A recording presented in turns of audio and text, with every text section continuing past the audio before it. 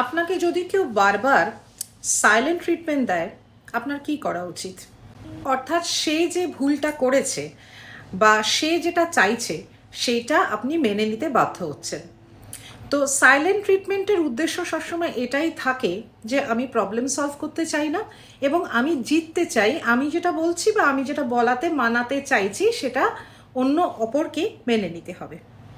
যে আপনাকে অনবরতই এই ধরনের সাইলেন্ট ট্রিটমেন্ট দেয় এবং আপনি বাধ্যতামূলকভাবে তার কাছে ফেরত গিয়ে তার রুল অনুযায়ী চলতে থাকেন, মানতে থাকেন, যেটা আলটিমেটলি একটা আপনার ওপর মানসিক নির্যাতন বা অ্যাবিউজের মতন একটা ফর্ম নেয়।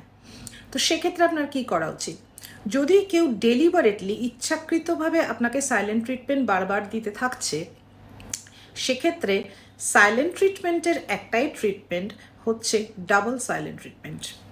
অর্থাৎ সে যে আপনাকে সাইলেন্ট ট্রিটমেন্ট দিয়ে আপনাকে হারিয়ে ফেলেছে বা আপনার অ্যাংজাইটি বাড়িয়ে দিয়েছে বা সে জিতে যাচ্ছে, এই ফিলিংটা তাকে দেবেন না।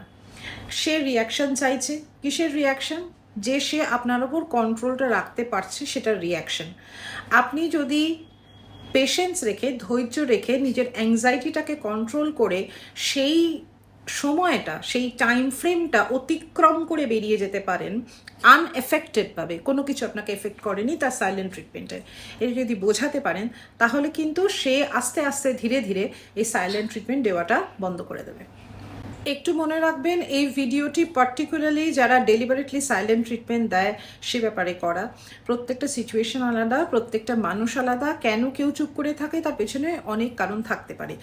সিচুয়েশন বুঝে আপনাকে যদি কেউ কনস্ট্যান্টলি সাইলেন্ট ট্রিটমেন্ট দিচ্ছে as a form of domination and control, তাহলে কিন্তু আপনাকে সাইলেন্ট ট্রিটমেন্ট তাকে ব্যাক করে দিতে হবে এবং তাকে বুঝিয়ে দিতে হবে যে তার এই ধরনের বিহেভিয়ারের থেকে ওপেনলি কথা বলা, ক্লিয়ার করে নেওয়া, ক্ল্যারিটি দেওয়া, কনফিউজ না রাখার প্রবৃত্তি, এটাই কিন্তু হেল্পফুল।